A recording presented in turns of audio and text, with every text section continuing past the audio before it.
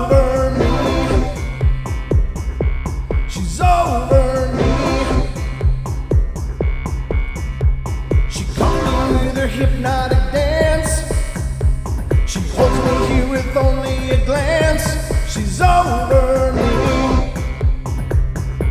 She's over me.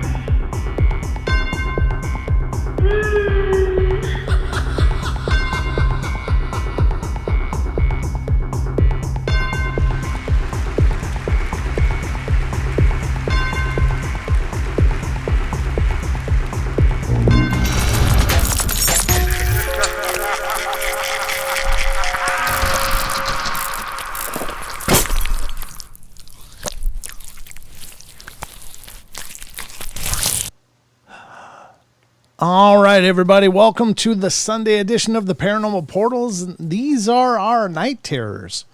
It's only a paranormal portal, not portals. As my S might have alluded to earlier, it's a singular paranormal portal. And I'm a singular guy sitting here bringing you a singular show. But I'm not alone, folks. I got help with me tonight. And once again, it's my offspring. How do you like being offspring, Sheldon? Are you okay with that? I mean, you're not wrong, so I guess it's all right. Well, welcome to the show, buddy. How you doing?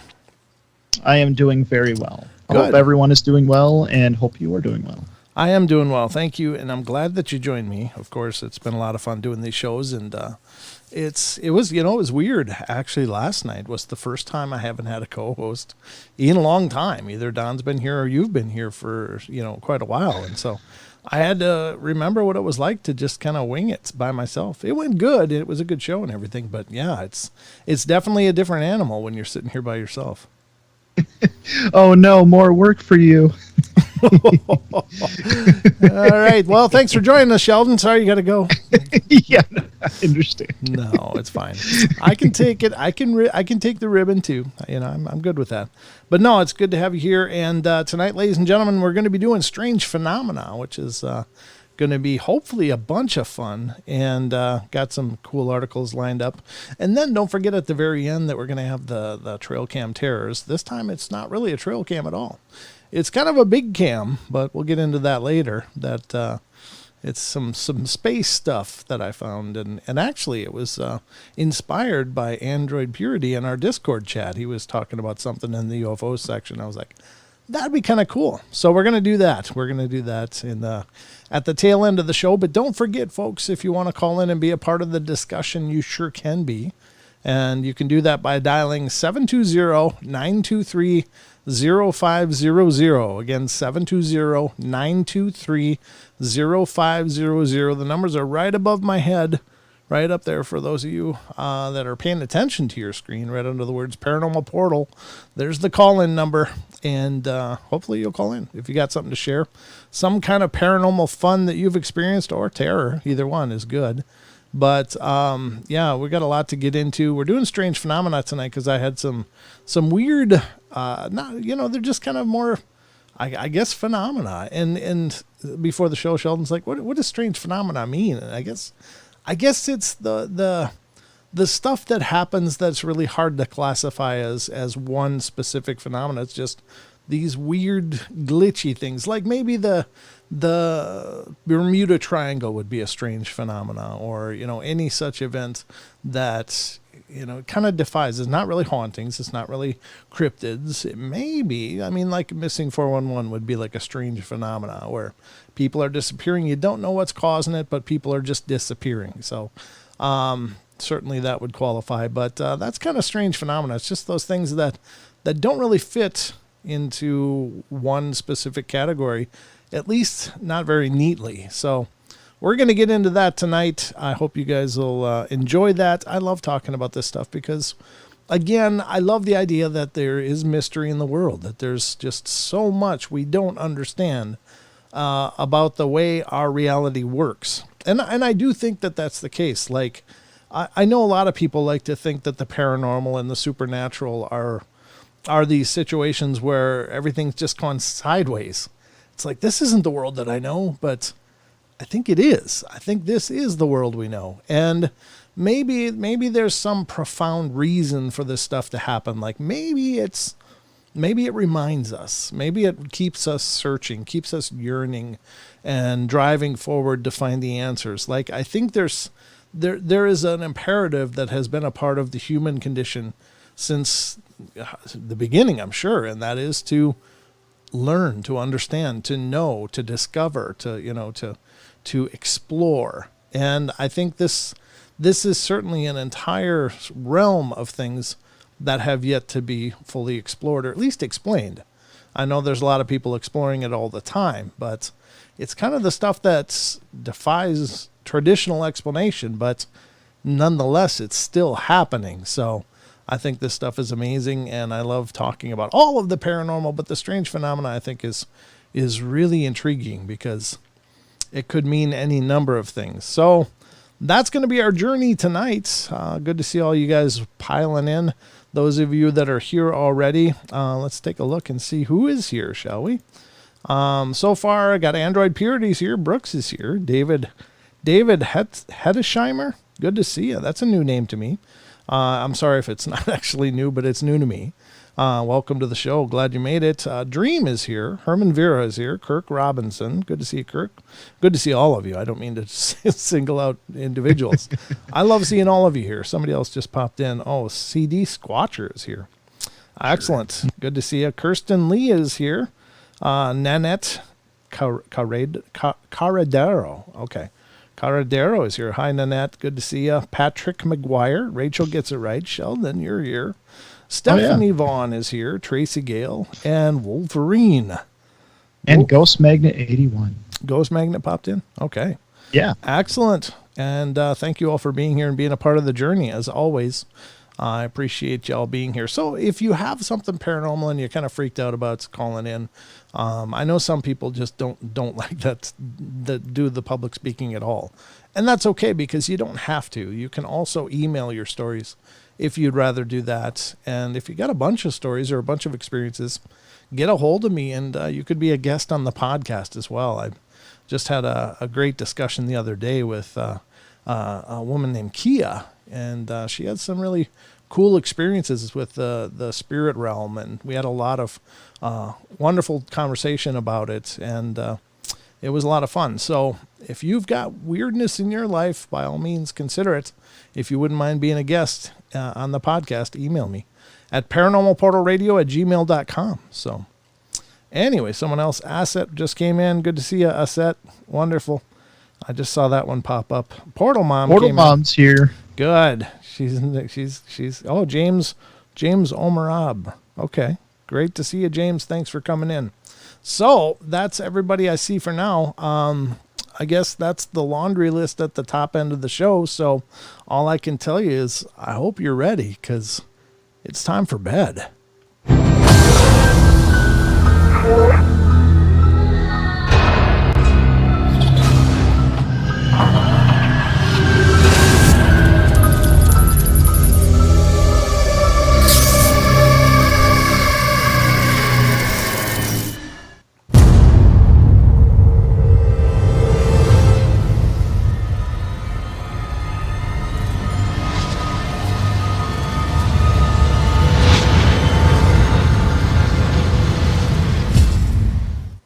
Boom. I love that boom, huh, Sheldon? You're muted, Sheldon. You're right, I was. I just said every time. Like, you're right. I was. Yeah, that's why your lips moved and we didn't get anything from it. It was a cliffhanger there. What the hell is he saying? His lips move, but I can't hear what he's saying. Pink Floyd reference for those of you that are paying attention. It's my all-time favorite band of all time favorite music, Pink Floyd. It's a good choice. Well, thanks. Thank you very much. I'm glad I have your approval. All right. Well, thank you. Let's get to the fun that is the articles, right? Oh, yeah. Let me do this and pull up some stuff here. All right. So first off tonight, we usually close the show with these, but I'm going to still close the show with these.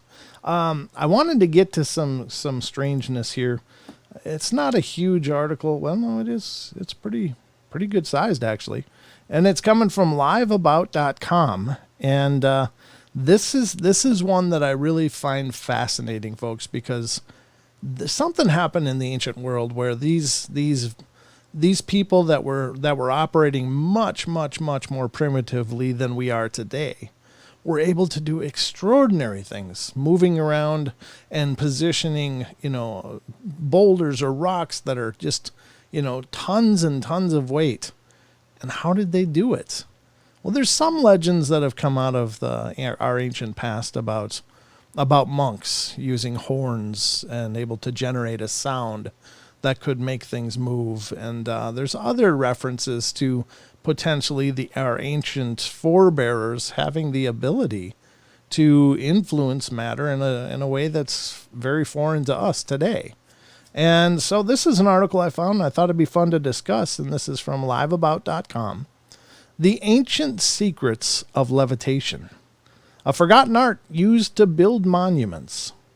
Now, I haven't pre-read this, so I don't know what it's going to be, but it's written by Stephen Wagner. It was updated on February 17th of 2019. And again, this is from liveabout.com. It says, did ancient civilizations possess knowledge that has since been lost to science? Were amazing technologies available to the ancient Egyptians that enabled them to construct the pyramids, technologies that have somehow been forgotten? The ruins of several ancient civilizations from Stonehenge to the pyramids show that they used massive stones to construct their monuments. A basic question is why?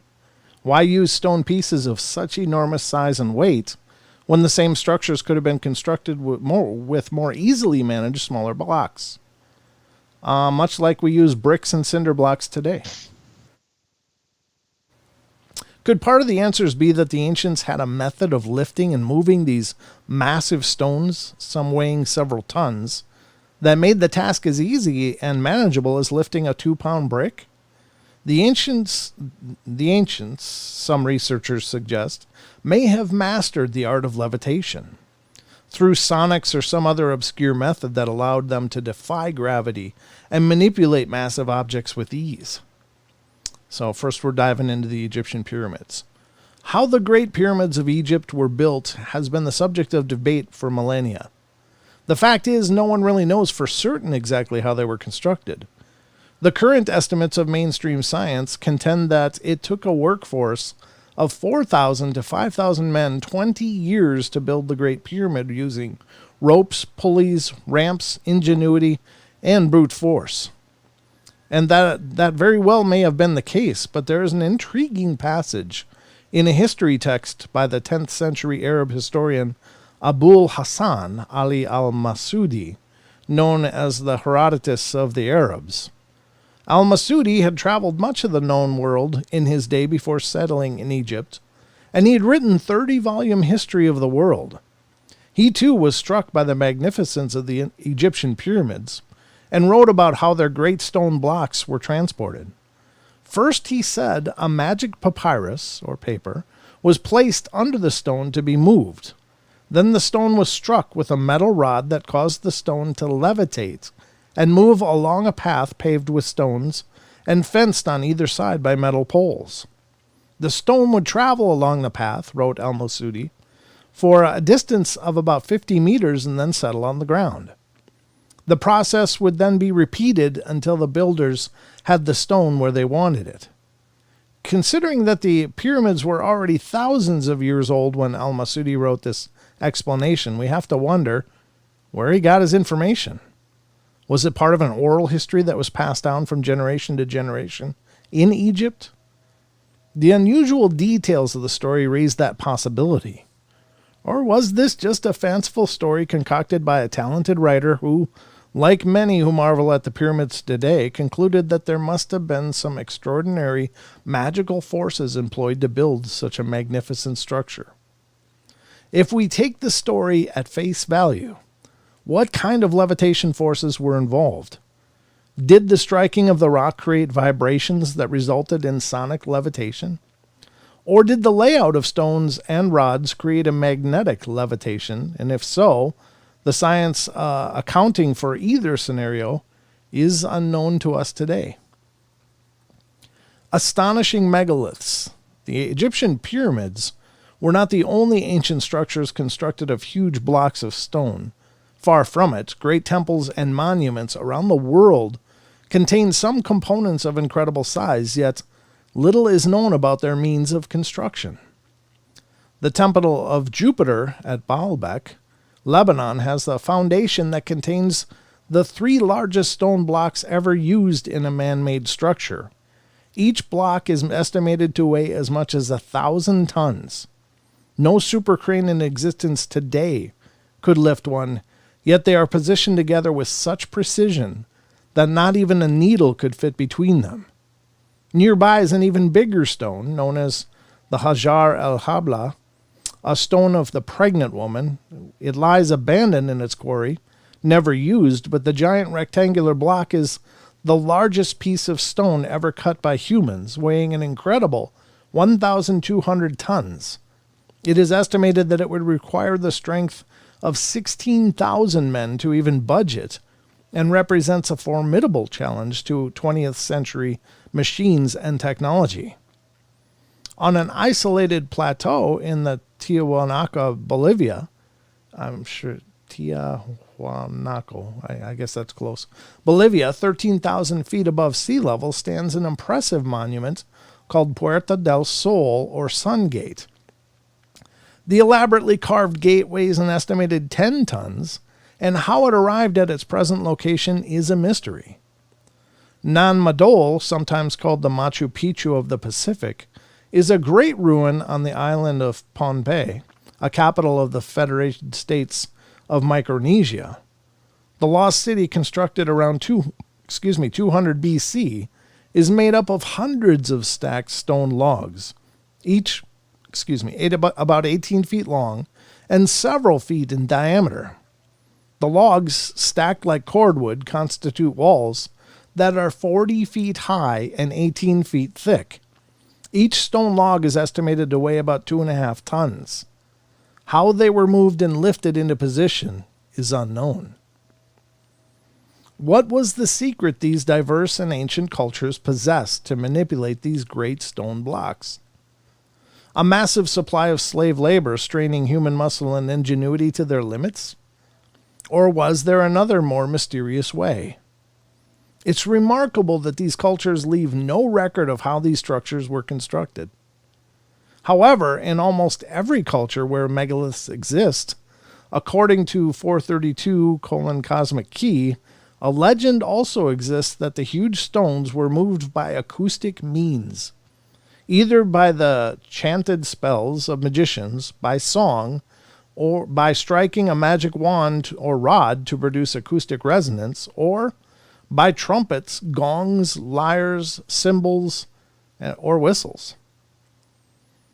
Coral Castle, this is one that I was thinking about as I was reading this, too. This is very mysterious, but it's more modern-day equivalent. How unfortunate that these secrets of levitation, if they ever existed, are lost to antiquity or the remoteness of the Himalayas. They seem to be forever elusive to modern Western man, or are they? Beginning in 1920, Edward Leedskalnin,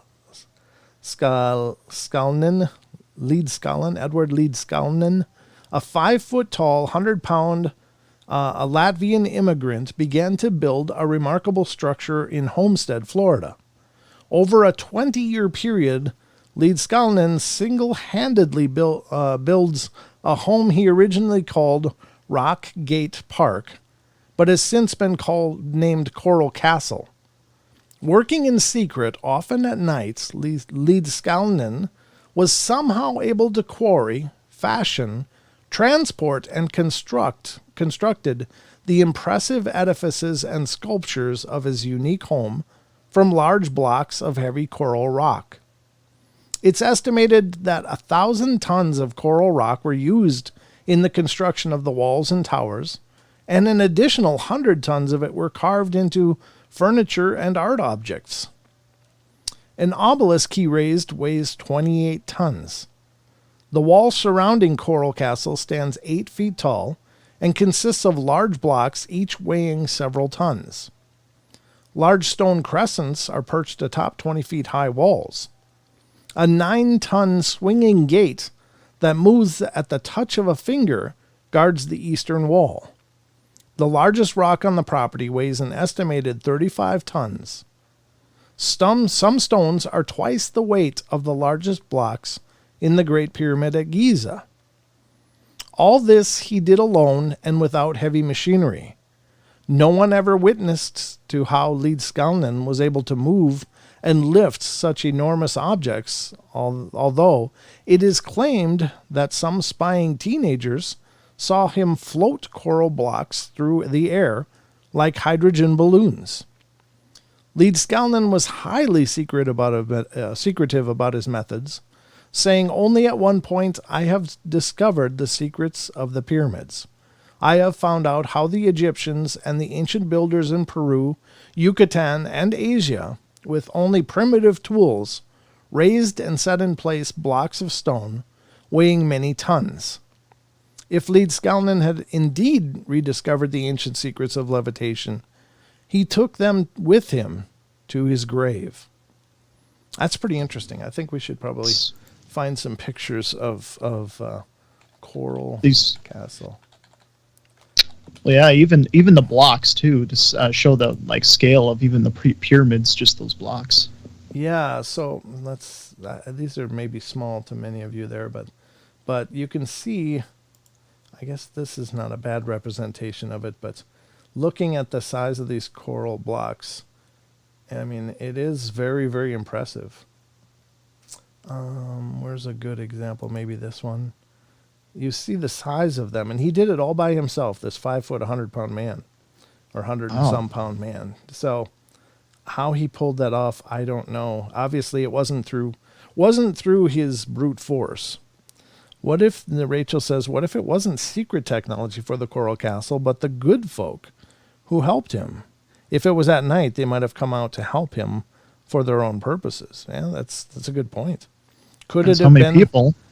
Yeah. Well, I mean, the Fae, of course, are considered to be a magical race, and perhaps they lent their expertise to help him out. But just looking at these pictures of the Coral Castle, I remember hearing about this, and somebody had also made mention of seeing him always carry around this wooden box, and they assumed it was some kind of block and tackle, which means like a pulley mechanism that he would use, and I don't know the mechanics of it. I don't know how it could have worked, because a normal block and tackle wouldn't allow you to suddenly be able to lift huge stones and balance them and do all of that. But he did it somehow. I mean, it can be done, obviously, is my point.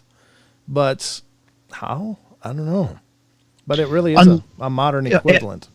Sorry. Go ahead. No, I was done. I said it just really is a modern equivalent like this one. Here's a good picture. Yeah. So what were you going to say?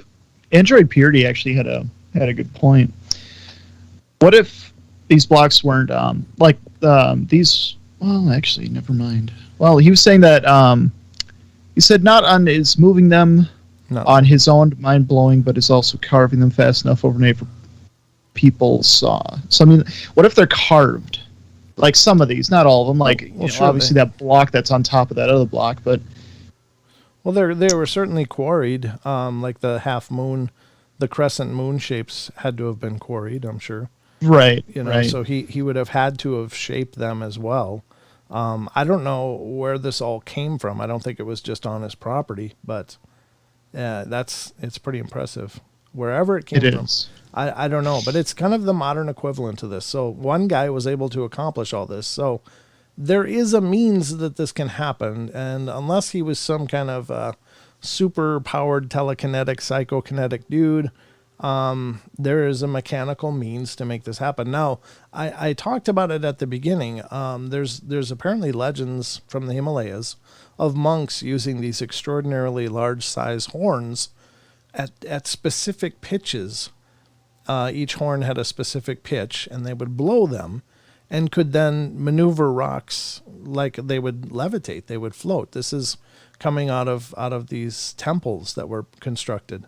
And nobody seems to know the methodology for that or whatever, but that's the only clue that has escaped that I know of, that may, because everybody has seen the videos where they can take sound waves and levitate these rocks on them, and and have them balanced and stuff. So I mean, it is possible to use sound waves to manipulate physical objects. That's not a question of possibility. It is possible, but is there a horn that you could generate enough of a tone to resonate an entire block and have it move? I don't know. It's really exciting stuff.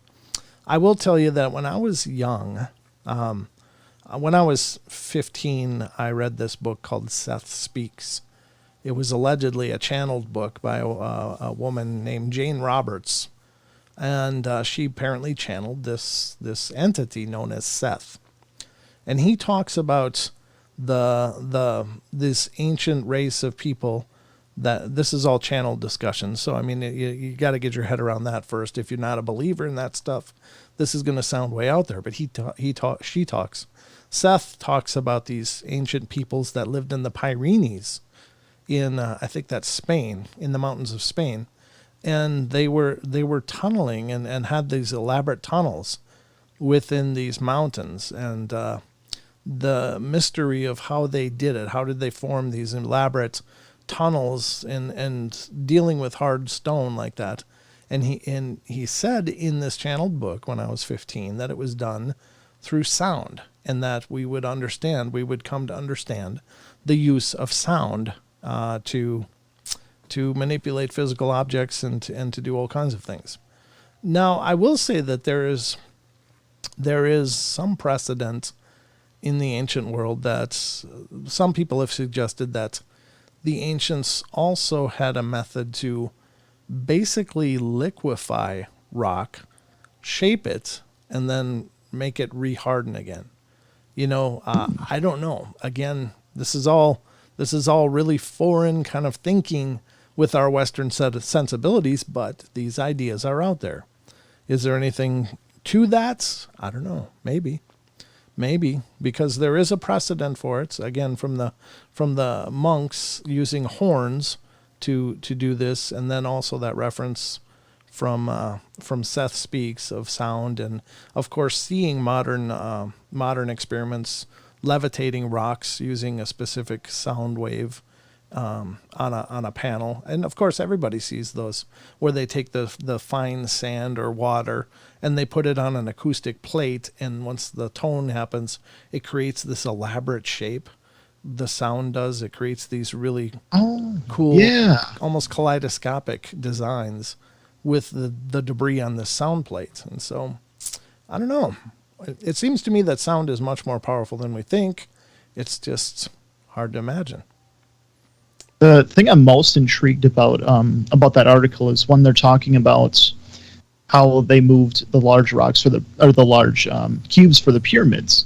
Mm-hmm. When they were saying I believe it read that they put a piece of paper on it, under it, I think. Mm-hmm. They banged a metal pole with other poles alongside of it, and it would move however far it was. But that's the most interesting part to me. That is interesting. Again, that's the first mention I've ever heard of that. I got to give this guy a lot of credit, because in the article he's obviously pulling up some pretty cool potential pieces for the puzzle. But I'd never heard of that before. But he said, taking a magic papyrus, placing it under the block, striking it with a rod, and it was in basically a pathway of stones, and there were metal rods lining the edges of it to keep it going in a specific pattern. So it's hard to know. Was it specific stones that were used to pave this path that would work sympathetically to the sound waves? I don't know. Again, it's all speculation, but it's really cool ideas. It's really cool thinking.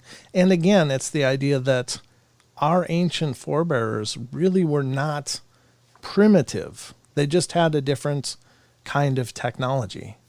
And whereas our technologies and now are basically forced technologies. They're chemical, they're metals, they're fabricated technologies, but it seems like maybe our ancestors knew that the natural world was the strongest technology and how to utilize the natural forces to get things done. And hopefully we'll get there again. If there is indeed merit to that, hopefully we'll get there again, because that's some green energy right there. It's true. That's what the Green New Deal should be focusing on. There's no carbon waste from a sound wave as far as I know. So that would be just good. How these giant rocks were moved by thousands never made sense to me. You would need a flat road to move it how they describe. Yeah, you'd think. And I agree. Again, there's a hubris in our archaeological communities that they just figure, well, they just made logs and put these huge blocks on top of these logs and rolled them up the path, kept moving the logs, and maybe they did. I mean, that's not without possibility. But what if it was something else? And essentially they came up with that idea, and then it was just that's how they did it at the end. Yeah. And I don't know. It doesn't make sense to me that there couldn't be other ideas. There's a new name, Thomas Anton Gertz. Good to see you, Thomas Anton. Thanks for coming in and checking out the show. That's awesome. Just keeping an eye on chat. If you do want to participate in the discussion, just by all means, go ahead and make your comment in chat. Hopefully we'll see it. If you want to make sure I see it or Sheldon sees it, then do the @Paranormal Portal, and then it'll give us a nice orange block to see. I don't know if you see that though, do you, Sheldon?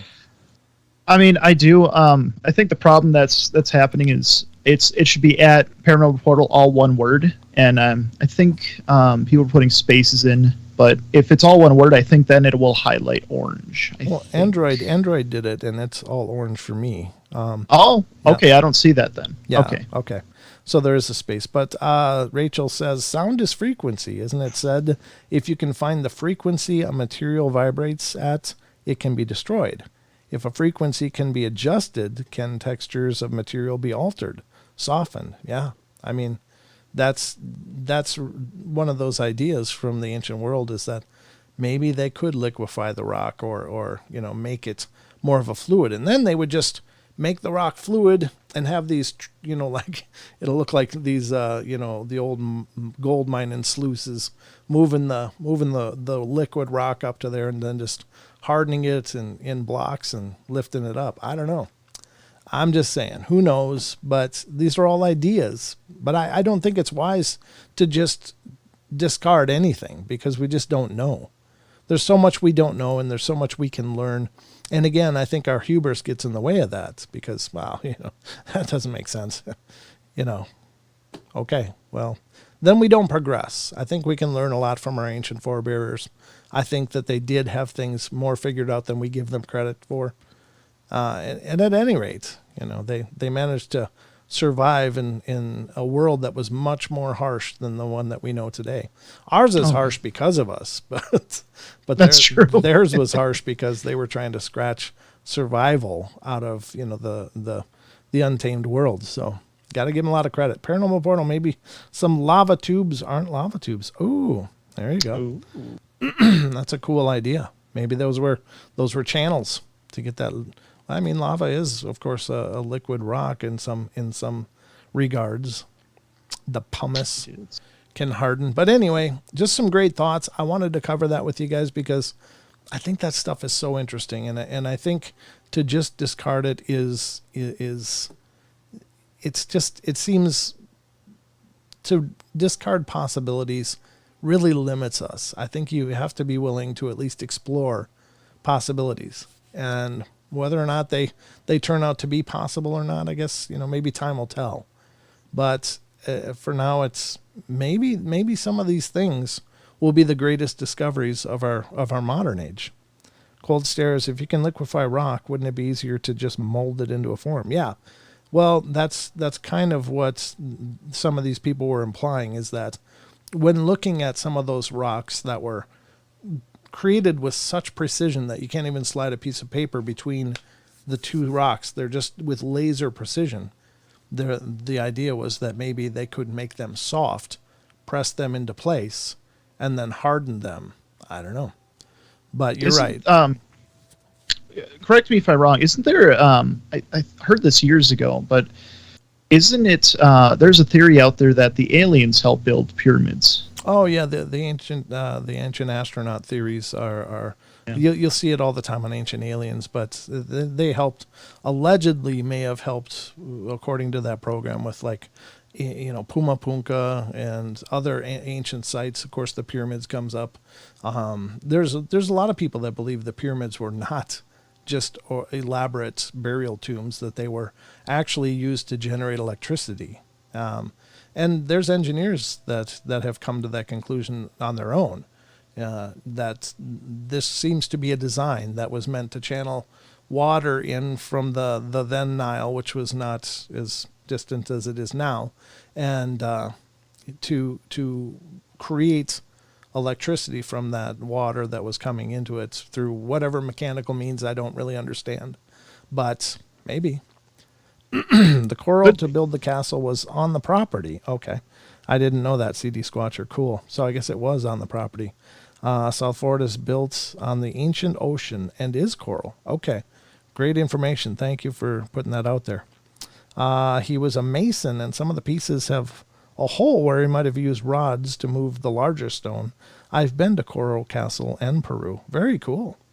That's awesome, Nice. CD Squatcher. Thank you for sharing that. Yeah, I haven't been to either of them, so all I can do is just being in, able to relay this stuff to you. Again, that's why I don't speak in absolutes, because I've never seen these things. I don't know how they were done, but I'm just throwing ideas out there, and you guys can come to your own conclusions. And we may be right, we may be absolutely wrong, but we'll just always discuss ideas. Android, I mean, that's the hard. Sorry. Go ahead. No. Oh, it's so hard too, because it's, especially when you're talking about the building of the pyramids. Mm-hmm. I mean, that's thousands of years of any kind of evidence, anything we could point to being lost over time. It makes these stories difficult too. Yeah, and the pyramids in their current form are defaced anyway. They apparently used to be a layer of white marble on the outside of them that was basically stolen to build Cairo. Oh. Yeah, and that's why they're so much more weathered now. They managed to survive pristinely for thousands of years. And another problem when you're considering the pyramids is, when were they built? There's a lot of question marks into how old are they? And there's estimates of like 8,000 years old. And there's other estimates that say, look, these things might be way older than that.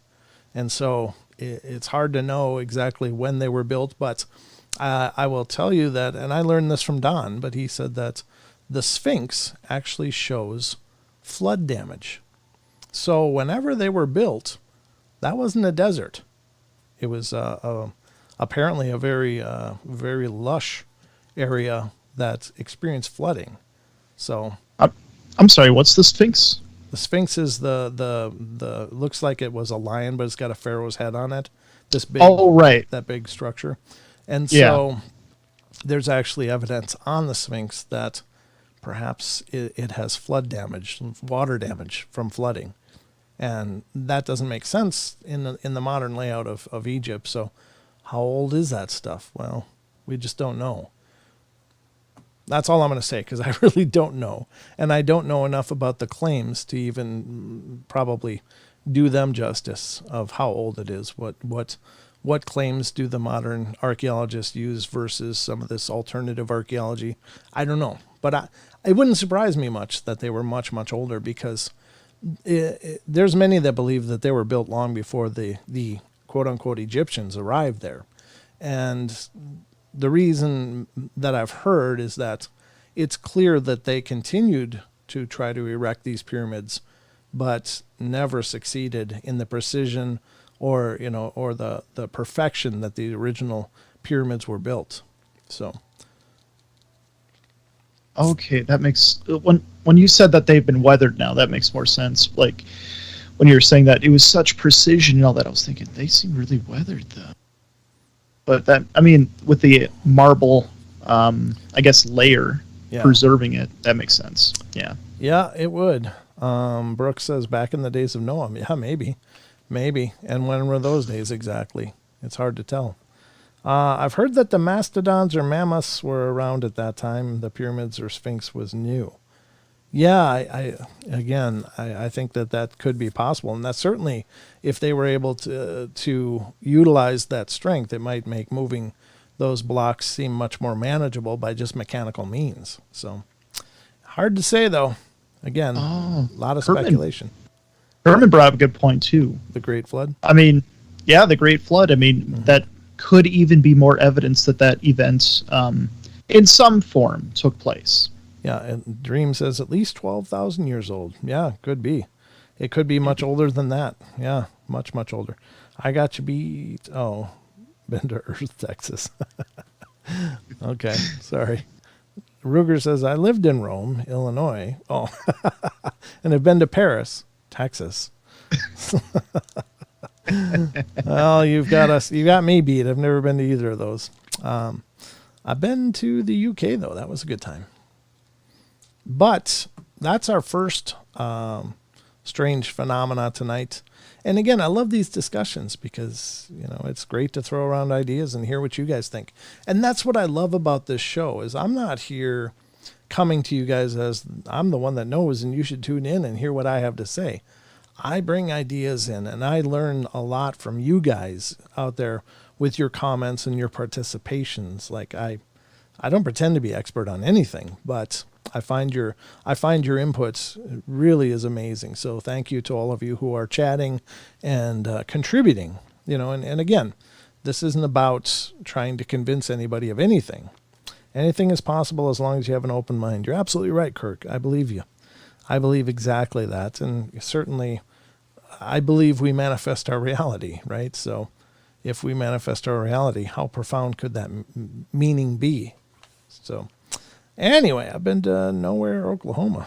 Wow. Never even heard of that, Tracy. That's pretty cool. I didn't know that was a place. That's pretty cool.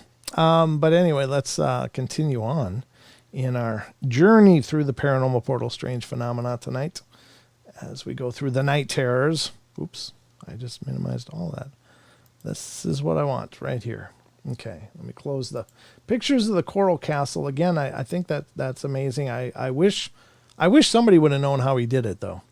I think that even knowing that, if we understood those ancient technologies or techniques, even if it was built by very mundane means, they obviously had a process where one person in Florida, one single man, could erect this amazing castle of many ton stones. And how would that help us today? Well, obviously he knew something that we still don't know. And I think that's exciting. Yeah. All right. So the next thing that I want to read to you, I guess I can close this now. It's been open forever. This one is weird. And this comes from pararational.com. Pararational. RITIONAL.com. And this is the newer site that I found. And I've found a lot of great articles on this site.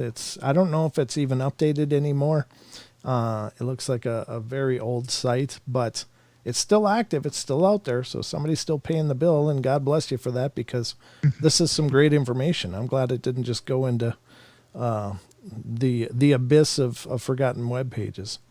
But this one is written by a gentleman named Cliff. He may be the guy that had Pararational. But this is lizard people that lived under modern-day Los Angeles. Now, I've heard on, there was a television show, was it Monsters and Mysteries in America? It was on like the Destination Discovery or whatever, Destination, whatever it was. I don't even remember, but it's one of those channels that always had a bunch of really cool shows on it that I dig. And Monsters and Mysteries in America was one of those. But there was a claim that somebody had on that show that they're living in LA, and I think it was a couple, and she was out walking her dog. And we even covered, I found that story again, maybe months ago or maybe up to a year ago.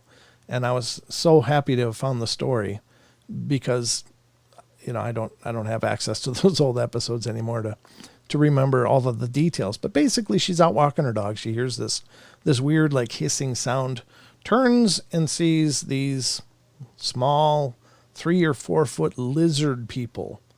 And they look like they're lizard, but they're bipedal and coming towards her.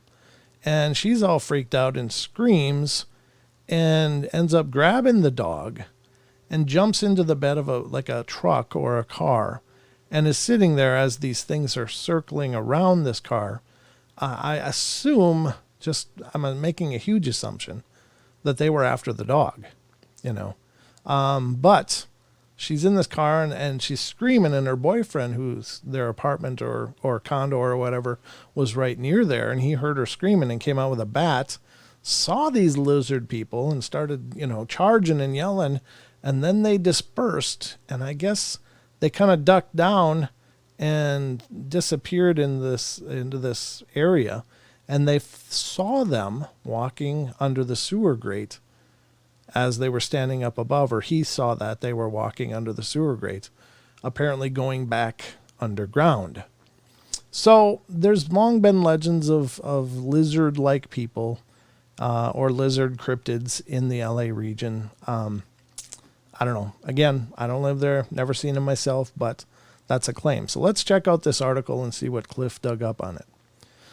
Lizard people that lived under modern-day Los Angeles. 1935 newspaper report covers missing tribe of lizard people that lived under present-day Los Angeles. A report from January 29, 1935 Los Angeles Times explains how a lost civilization once lived in tunnels under what is now modern-day Los Angeles. Warren Schufelt claimed that he had discovered, by use of a device that he had invented, a lost lizard people city that contained many secrets and tablets with solid gold, and with the secrets of our origins described on them, or inscribed. Here is the text of the article as faithfully recreated as I can get from the original article's misspellings left intact. Engineers sink shaft under Fort Moore Hill to find maze of tunnels and priceless treasures of legendary inhabitants, by Jean Bosquet. Busy Los Angeles, although little realizing in the hustle and bustle of modern existence, stands above a lost city of catacombs filled with incalculable treasure and imperishable records of a race of humans further advanced intellectually and scientifically than even the highest type of present-day peoples. In the belief of G. Warren Schufelt, geophysical mining engineer now engaged in an attempt to wrest from the lost city deep in the earth below Fort Moore Hill the secrets of the lizard people of legendary fame in the medicine lodges of the American Indian. So firmly does Schufelt and his little staff of assistants believe that a maze of catacombs and priceless golden tablets are to be found beneath downtown Los Angeles that the engineer and his aides have already driven a shaft 250 feet below the ground, the mouth of the shaft being on the old Banning property on North Hill Street overlooking Sunset Boulevard, Spring Street, and North Broadway. And so convinced is the engineer of the infallibility of the radio X-ray perfected by him for detecting the presence of minerals and tunnels below the surface of the ground, an apparatus with which he says he has traced a pattern of catacombs and vaults forming the lost city that he plans to continue sending his shaft. That sounds terrible. Sending his shaft downward until he's reached a depth of 1,000 feet before discontinuing operations. I'm sorry. Oh, no. Okay. Game face. Where the hell was I? Okay. Legend supplies clue. Legend supplies clue. CLEW. Schufelt learned of the legend of the lizard people after his radio X-ray had led him hither and ton over an area extending from the public library on West 5th Street. I did say library, or I tried to. I'm sorry if that sounded like library. Of Southwest Museum on Museum Drive at the foot of Mount Washington. I knew I was over a pattern of tunnels, the engineer explained yesterday, and I had mapped out the course of these tunnels, the position of large rooms scattered along the tunnel route, as well as the position of deposits of gold. But I can't understand the meaning of it. Then Shufelt was taken to Little Chief Greenleaf of the Medicine Lodge of the Hopi Indians in Arizona, whose English name is El Macklin. The Indian provided the engineer with a legend, which, according to both men, dovetails exactly with what Shufelt says he has found. Fire destroys all. According to the legend, as imparted to Shufelt by Macklin, the radio X-ray has revealed the location of one of 3 lost cities on the Pacific coast, the local one having been dug by the lizard people after the Great Catastrophe, which occurred about 5,000 years ago. This legendary catastrophe was in the form of a huge tongue of fire, which came out of the southwest, destroying all life in its path, the path being several hundred miles wide. The lost city, dug with powerful chemicals by the lizard people, instead of pick and shovel, was drained into the ocean, where its tunnels began, according to the legend, the tide passing daily in and out of the lower tunnel portals and forcing air into the upper tunnels, providing ventilation and cleansing and sanitize the lower tunnels, the legend states.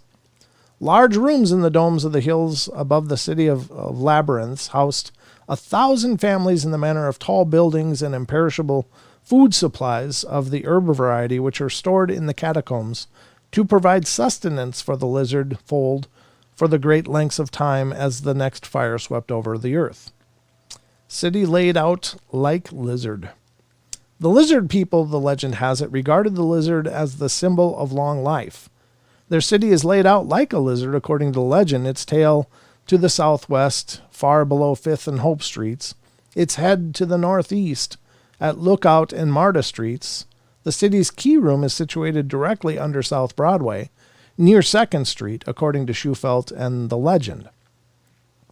This room is the directory to all parts of the city and to all the record tablets, the legend states. All records were kept on gold tablets 4 feet long and 14 inches wide. Wow, that's a lot of gold. On these tablets of gold having been the symbol of life to the legendary lizard people, will be found the recorded history of the Mayans, and on one particular tablet, the southwest corner of which will be missing, is to be found the record of the origins of the human race. Tablets photograph. Shufelt states that he has taken X-ray pictures of 37 such tablets, 3 of which have their southwestern corners cut off. My radio X-ray pictures in tunnels and rooms, which are subsurface voids, and of gold pictures with perfect corners, sides, and ends, are scientific proof of their existence, Shufelt stated. However, the legendary story must remain speculative until unearthed by excavation. The lizard people, according to Macklin, were of a much higher type intellectually than modern human beings. The intellectual accomplishments of their 9-year-old children were equal to those of present-day college graduates, he said. So great advanced scientifically were these people that, in addition to perfecting a chemical solution by which they bored underground without removing earth and rock, they also developed a cement far stronger and better than any in use in modern times, which they lined their tunnels and rooms. Hills enclose city. Macklin said legendary advice to American Indians was all to seek the lost city in an area within a chain of hill forming the frog of a horse's foot. The contour of hills surrounding this region forms such a design, substantiating Schufelt's findings, he said. Schufelt's radio device consists chiefly of a cylindrical glass case, inside which a plummet attached to a copper wire held by the engineers sways continually. Point, he asserts, towards minerals or tunnels below the surface of the ground, and then revolves when over the mineral or swings in prolongation of the tunnel when above the excavation. He's used the instruments extensively in mining, Fields says. So, tall tale or proof of a legend? The stories of lizard people in the Southwest or of the ant people that saved the early humans in the area are nothing new. Those legends have been batted around for a long time. The question I have is what Shufelt was looking for. Did he really believe his instrument could be detecting something underground? It seems pretty far-fetched that a device that fits the description of his would be able to detect anything. G. Warren Shufelt was a mining engineer and claimed to have detected the tunnels by means of a device that he had created. The radio instrument consisted of a large pendulum suspended in a cylindrical glass case, which was housed in a black box with compasses on it. Purportedly, it worked on the electrical similarities of matter, which had the same chemical, physical, or vibrational characteristics. Interesting, but not too plausible.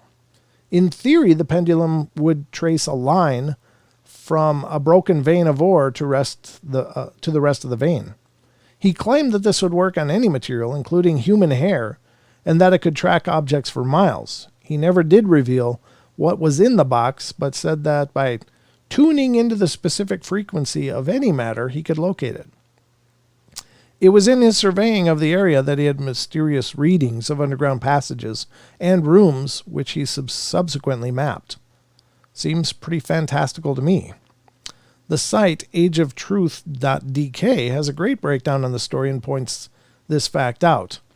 Schufelt's dowsing results notwithstanding, parts of the story seem unlikely. Gold and metallurgy in general was unknown among the Hopi until the mid-1700s, so was chemistry, but Macklin said that the lizard people perfected a chemical solution by which they bored underground without removing earth and rock. Digging reveals no lost city under L.A. Interestingly enough, Shufelt and Macklin went in as partners in a project to dig up the tunnels and find the treasure there. They cut a deal with the city to half and half on the fines in exchange for the permits to do the work. Several shafts were dug, going as deep as 250 feet down. He actually got beneath the water table for the area, making it highly unlikely that any tunnels existed below them. Since then, there's been a lot of underground work with no evidence of the tunnels. Shufelt a hoaxer or true believer? With no lost catacombs found under Los Angeles, the question remains as to whether Shufelt was a hoaxer out to make a name for himself, or if he had an angle to make a fast buck. If he was in it for the money, what was the play? Unless he scammed investors into paying for the digging and then skimmed the top, I don't see where the money was to be made. The fact is, we'll never know. Stories still pop up of people running into lizard people in the southwest and their tunnels underground, so it is still possible the other cities exist under the crust of the earth. I don't know. I think it's interesting, but again, the device does sound a little suspect. It's interesting, to say the least. What was it? Dream was saying that it could be the Chud. The Chud? Trying to find, or they say, cannibalistic humanoid underground dweller. Oh, yeah. So, and Brooks said it's supposed to be a true story and one about one coming in through a little girl's closet. Oh, I heard a story something like that. No. Let me paraphrase it as best as I can. Is this mom and her daughter were home, and I don't know if the dad was off working or if there was a dad or whatever, but anyway, she's taking care of her daughter and she's out taking care of the house or whatever, doing other things, and the daughter was in her room and she asked for something to eat, and the mom said, "Sure, what do you want?" And she said, "Well, could I have a couple sandwiches?" She said, "A couple sandwiches? Why?" She said, "Well, one for me and one for my friend." And mom thought it was like an imaginary friend, so brought out the sandwiches, and sure enough, came back. Both sandwiches were gone, but the daughter was just sitting there on the carpet and said, "Where'd the other sandwich go?" And she said, "Oh, my friend ate it."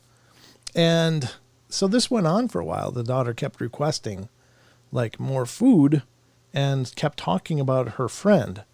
And the mom finally asked, "Well, what does the friend look like?" And the daughter gave some really bizarre description. And the mom was like, "What is that?" So I think the story goes, if I'm remembering it right, she made the two sandwiches or two plates of food, brought them in, and then kind of ducked and watched. And suddenly out of the closet came this little small creature, like it looked humanoid, but it was like really not humanoid. And I think they described it as a little lizard person or something.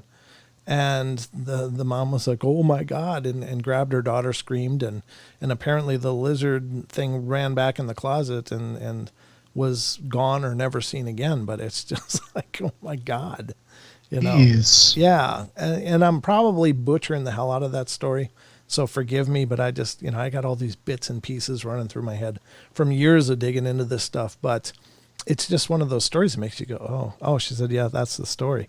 Yeah, it's just so. I mean, obviously they didn't hurt the kid. It didn't hurt the kid and wasn't going to hurt the kid. Apparently they were able to communicate to some degree. I don't remember the specifics. I'll have to try to dig it up. I'll have to try to find it for a show again. But it's Brooke says, I believe the military paid her a visit. Yeah, I suppose that's the kind of thing that they would be definitely interested in. But it is a creepy story. But and I think there was a point. I don't remember. I got to quit paraphrasing it because I really don't remember the facts. But I thought that at some point the adult lizard came and grabbed the baby and took it out of there, or the young one. So I don't know if that was true or not. But yeah, it's just it's one of those situations as a parent, like you wouldn't want. I mean, who do you tell? You're going to tell people that, oh yeah, there's a lizard that took my child away. You're going to the loony house. At that point, it's like you're almost trapped. Yeah, you're not going to have a kid for long, that's for sure. Yeah, I think we'll take your kid, and you should go have some time off. Yeah, it's absolutely crazy. So, what about the conspiracy theory that the lizard people are in control of the 1% or are the 1%? Yeah, I know about those things, but I don't touch conspiracy theories because. For one, I'll tell you this, I'm well aware of most of the conspiracy theories out there. And maybe there's some merit to them, maybe there's not, but I'll tell you this. In the years of that I've been digging into this stuff and running into the conspiracy stuff, there's such a spectrum of conspiracy. And it's, I don't know, to me, it's just too much of it. It's like, could there be conspiracies? Sure. There sure could be. And whether or not we're being played by our own people or some other kind of people, either way, it's not good. But yeah, I don't know. I don't touch those because for one, I don't claim to know enough to have, the ability to really dig into it and to try to put it in a presentation that would even do it justice, because there's people that devote their lives to those things.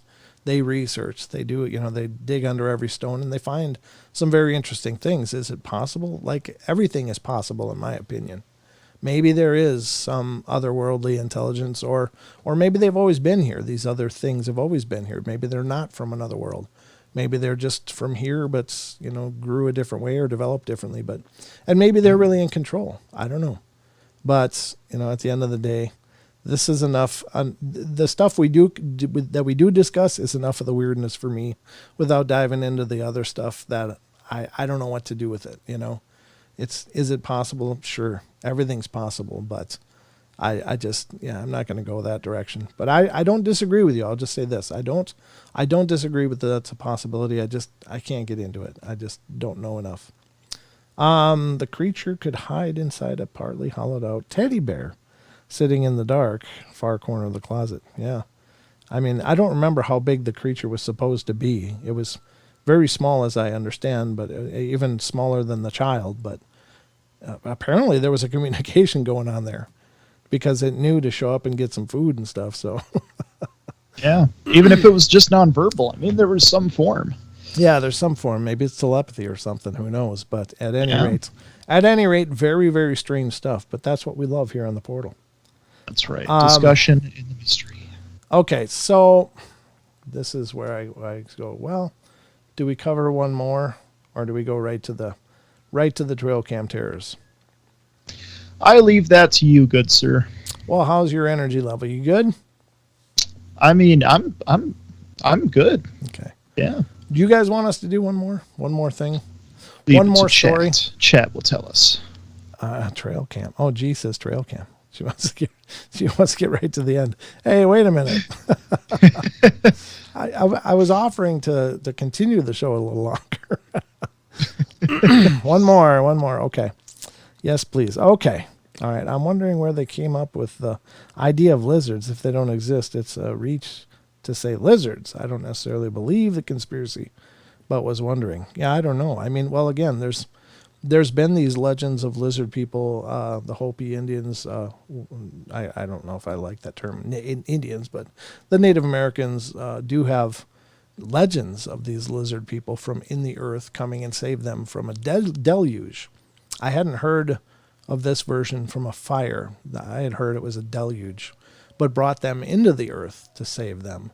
And oddly enough, the name in that the Hopi used was also Anunnaki, which or very similar to Anunnaki in it, and apparently means ant people. And that's kind of funny that it's a similarity to the ancient Sumerian Anunnaki, who allegedly engineered the human race. Strangeness. Two very different cultures using the same word or similar word. I thought that was pretty bizarre. One more. All right, we'll go into the one more. Okay. Another story. There's always another story.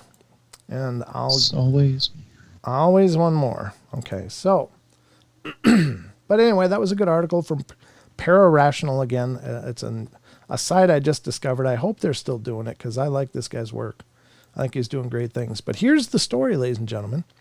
This is from mysteriousuniverse.org, written by our very own good friend, Mr. Brent Swanser, from May 9th, 2020.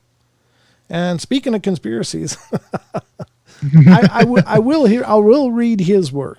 I don't like to dive into the conspiracy stuff too much because it's a real gray area for me. But since Brent Swanser wrote it, I will read it. It's Conspiracies and Dark Mystery of the Mass Sheep Deaths of Skull Valley. And this, again, is from mysteriousuniverse.org. I will just say, please support mysteriousuniverse.org. Please head over there. Check out their articles. You're going to find so many articles, amazingly well written. Several different writers that are featured on that site, and all of them are amazing. My favorite, of course, is Brent Swanser, but there's just some great information over there. So if you're interested in the paranormal, supernatural, Fortean topics, head over to Mysterious Universe and check it out. They also got an amazing podcast as well. So this is from May 9th, 2020. And if you want to keep up with Brent Swanser, you can find him on Facebook, but most commonly, he's hanging out in his group, Dark League Paranormal.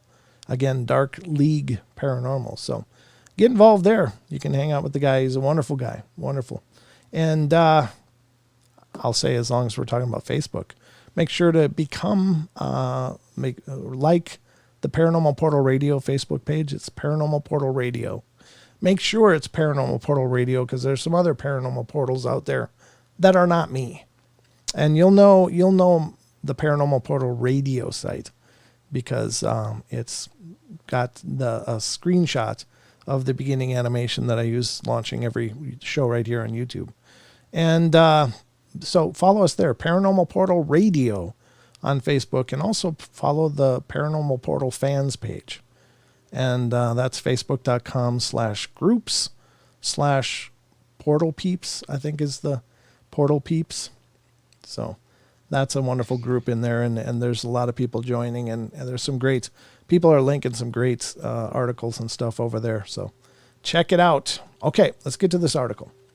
There have been plenty of dark things that have gone on beyond the public eye, carried out in the shadows by the military, biowarfare, chemical weapons, and other lesser defined experiments. Many people are blissfully unaware of this going on. These things in the background confined to the realm of secret bases and dank underground laboratories, but every once in a while, something happens that pushes this to the front and out of the shadows. One such incident was the time that thousands of sheep dropped dead near a government test area without explanation. and it's still a mystery that has not been fully brought into the light. In the early morning hours of March 14th, 1968, ranchers coming into work on their property in the rural hills of Skull Valley, Utah, in the United States, were in for a rather grim and surreal surprise. They're covering a vast swath of land were the corpses of thousands and thousands of sheep, just lumps and specks of motionless white as far as the eye could see, in a nightmarish landscape of death. Among the dead animals were a few sheep that wandered about in a daze and in a stilted, uncoordinated manner like zombies, obviously very sick. The dead and dying sheep were absolutely everywhere, and the few that were still alive either died soon after or were euthanized, leaving the ranchers and vets perplexed as to how this could have happened. What could just cause an estimated 6,000 sheep to drop dead overnight? Whoa. No one had a clue, but it did not take long for attention to focus on a site that was located just 27 miles away and which had long been surrounded by ominous secrecy. There's a picture, actually. Ay, ay, ay. There's just over the horizon and only 80 miles away from the urban area of Salt Lake City lies the notorious military installation called Dugway Proving Grounds. Established in the 1940s and covering a vast area of over 800,000 acres of desert wasteland, the Dugway Proving Grounds just happens to be the Army's largest base for chemical and biological weapons testing. Composed of numerous laboratories, bunkers, storage facilities, target ranges, and dispersal grounds, and is home to the Army Chemical, Biological, and Radiological Weapons School. Here at the highly secretive testing grounds, the Army engages in all manner of research and testing into various biological and toxic agents, as well as ways of dispersing them upon the enemy, involving open-air tests of these materials and nerve agents and the testing of other hazardous weapons such as dirty bombs and furnace heating of nuclear material to simulate the dispersal of fallout in the case of a meltdown. With 6,000 sheep suddenly dead, it was almost a certainty that blame would be placed here. And it was. For its part, the government was quick to deny having anything to do with it. According to them, there had been no tests in the area that could have accumulated or accounted for such a mass die-off of sheep. But further pressure from an increasingly nervous public began to squeeze out some information. Soon the Pentagon was changing its story and now admitted that on the very day before the sheep incident, it had indeed carried out 3 separate open-air tests in the region. But even then, they were quick to distance it from the dead sheep. According to the military, on March 13th, 1968, 3 tests had been carried out, one of an empty artillery shell designed to hold chemical weapons, and another that involved burning nerve agents in an open-air pit. But it is the 3rd test that raised the most concern. This test involved an A-4 Skyhawk attack aircraft spraying the very deadly nerve agent VX. For those who don't know, the VX stands for Venomous Agent X, originally discovered by accident as a pesticide called Amaton. It was further engineered to be a weapon, and then it was discovered just how volatile and dangerous it was. In form, it is a tasteless, odorless liquid, an extremely potent nerve agent that works by disrupting neural signals to the muscles, causing all manner of physical symptoms, including twitching, drooling, excessive sweating, seizures, muscle spasms, and complete paralysis of the respiratory system, and death in humans in concentrations as low as less than 10 milligrams when absorbed through direct contact or the inhalation of droplets. It is so potent and lethal, in fact, that it is 3 times deadlier than sarin gas, and is currently designated as a weapon of mass destruction and banned by the Chemical Weapons Convention of 1993. This is what the plane was spraying into the air over a remote area of the desert Badlands near the Dugway Proving Grounds on that day. But according to the Army, this had all been carefully planned and executed test. They had conducted it after careful calculations of the dispersal rate and wind speeds, and had also conducted the test on the other side of the mountain from Skull Valley, far from human habitation. After the test was completed, the military claimed that they were able to account for 98% of the spent payload of VX gas through the use of droplet cards, which caught the agent on its way down. According to the Army, there was no way that their test could have caused the sheep deaths, but of course others were not so sure. The main contention with the official denial was that the Army, almost as an afterthought, mentioned that one of the VX canisters had not been completely spent, and due to a malfunction may have continued to stream the gas out at a higher altitude as the plane rose. This could have theoretically caused it to disperse over the area of Skull Valley, but even as this was being considered, there were problems with that theory as well. The most glaring was that only sheep had been affected in this one confined area. There were no other dead animals such as cows, horses, dogs, rabbits, or birds, and the many other wildlife in the area, and no humans in the area had been sickened, which was odd. If this was VX, then everything should have been affected equally, right? Also strange was that many of the sick sheep didn't show classic symptoms of nerve agent poisoning, in that they had normal breathing patterns, but rather showed internal hemorrhaging and refused to eat.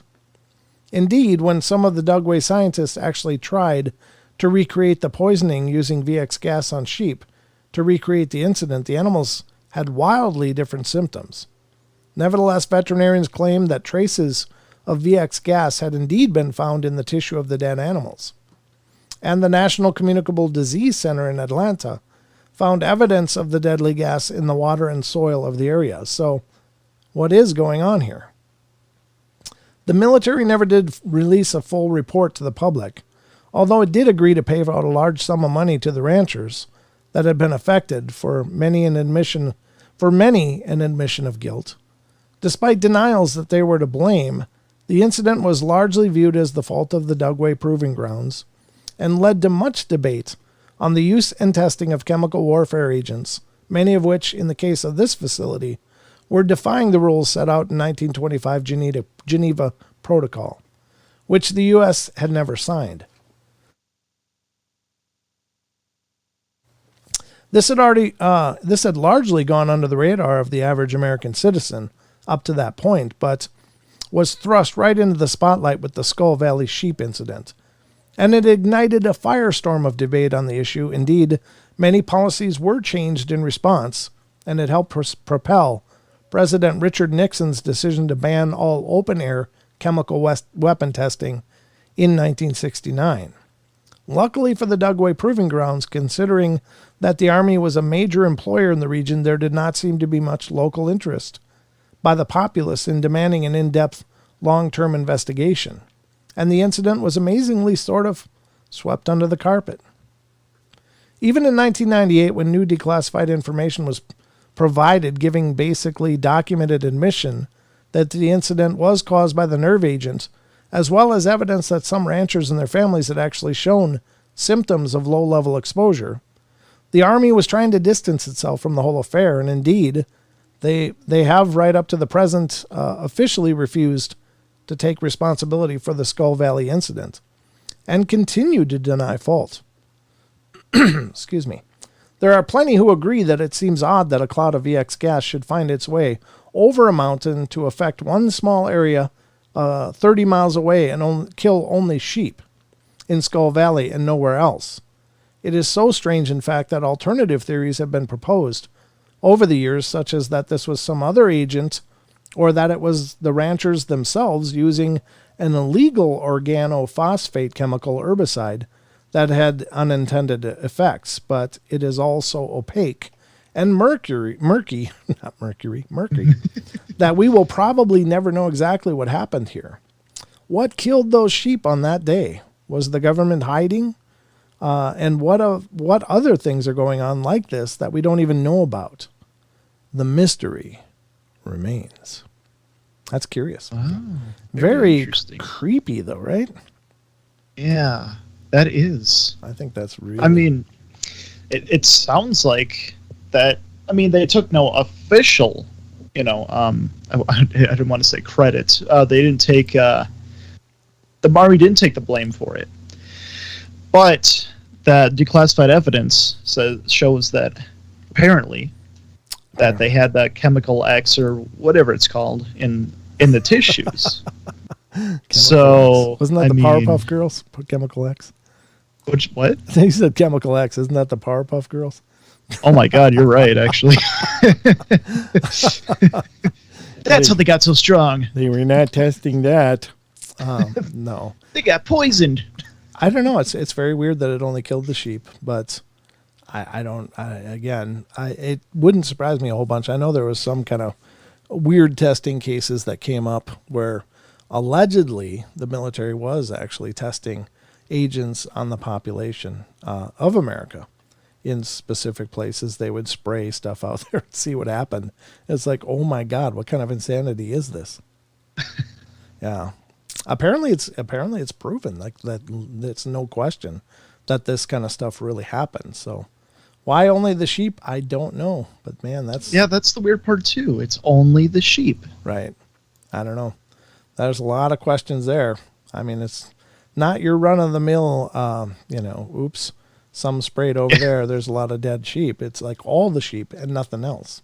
So yeah. I don't pretend to know, folks. I just bring you the weirdness as it comes up. But cold stares. This is relating to the other story, but sure. We were talking in chat, and he said, "I grew up in Salt Lake. I have crawled through Skull Valley and many areas in Utah, even fishing at Bottle Hollow Reservoir, about 2 miles from the Skinwalker Ranch." Ooh, wow, that's got to be a creepy area. Yes. You should definitely write in or call in Cold Stares. Yeah, well, absolutely. If you've got stories, I'd love to hear them. But anyway, it's time, folks. It is now time for Trail Cam Terrors.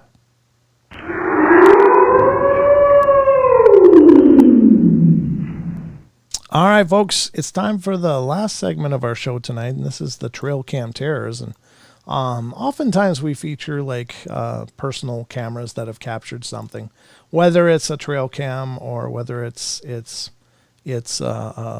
security cam or a doorbell cam or something. But this time, thanks to Android Purity, I thought we'd share one that's this kind of stuff. There's a few of these out there, and I'll tell you what, this kind of stuff really, I don't know, it really boggles my mind.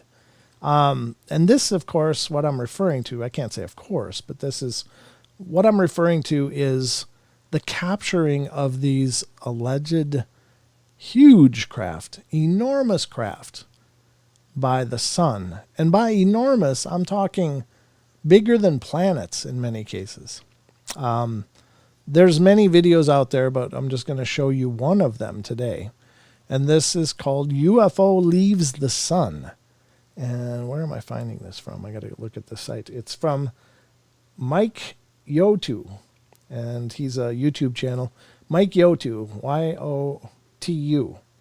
Mike Yotu is the name of the channel. And Mike's got a small channel, but I found this video, which is perfect because we just want the video. And I'm sure he got it from NASA anyway, so I don't think Mike has the rights to use it specifically, but we're doing it for the sake of the show. Let me get this on screen for you guys. I don't know if all of you are familiar with it, but there are several videos out there that seem to show strange, enormous, I don't know, constructs or bodies right next to the sun.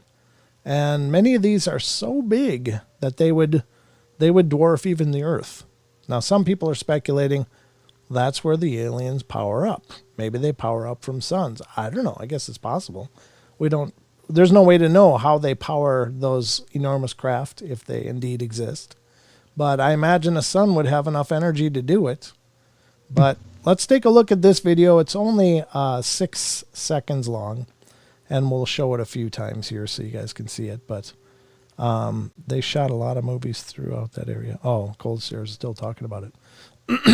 All right, let's take a look at it, folks, and tell me if you think there's a UFO leaving the sun.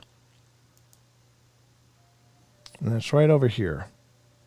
Something does seem to be interacting with the coronosphere, I think is what this is called. It seems to be creating a shape as it's hitting this whatever it is and dispersing around it. So watch this part of your screen as this video plays. You seeing that? I'm waiting for the delay. Oh, sorry. Oh, okay. I'm going to go through it Wow. frame by frame here because there's not a lot to it, but let's take a look at this in real time. And there you can see this shape happening. Now, is that just maybe just a strange solar flare that kind of forks out like that? Or could that be a body actually moving past the coronosphere there? You'll have to be the judge, ladies and gentlemen. Again, I can't pretend to know, but it is pretty peculiar. It looks like there is a reaction area around whatever this object is where it would normally be like this. It's creating this, I don't know, crescent moon shape as it's dispersed around it. I think it's... Go ahead. Not an expert, but that is a weird shape for a sun flare. It seems like to be... it's going opposite, and it's like... Right. Yeah. It seems to be to me, too. Like, I mean, obviously in this area you're seeing a lot of activity, and I don't know a lot about the sun either, so I'm not going to pretend to try to dazzle you with my incredible cosmic knowledge here, but it's just very strange how it seems to be perhaps just... I don't know if it's coming out of the sun, but it maybe is coming from behind the sun and is coming out in the direction, leaving that coronosphere. So, again, it just loops. So I'll just keep going through this frame by frame, but very, very interesting. I don't know what else it could be. Again, there's probably plenty of explanations out there, and I can't dispute any of them, but this does look like something is reacting as a barrier to that coronosphere as it's moving through.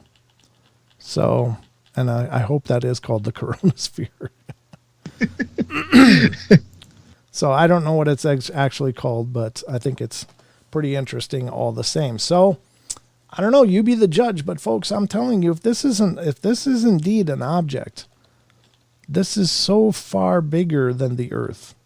This object here would be larger than our planet as it's moving by the sun here. So I don't know what planet it would be more like. Maybe is it bigger than Jupiter? Maybe. I don't know, but it's could even be a miniature black hole. Well, you'd think it would actually be sucking the sun in if that was the case. Yeah, no, it probably would. Yeah. I don't know. I wouldn't want to discount anything because, again, I don't pretend to know, but it does look like it's coming from behind and just cruising into that coronosphere of the sun and then moving out of it. So you be the judge, ladies and gentlemen, but I thought this stuff was absolutely fascinating. And let me know what you think. Let me know in the description if you think that could be an object. Is that maybe how they power these enormous motherships? I don't know. Anybody's guess, but that'll be the end of the Trail Cam Terrors.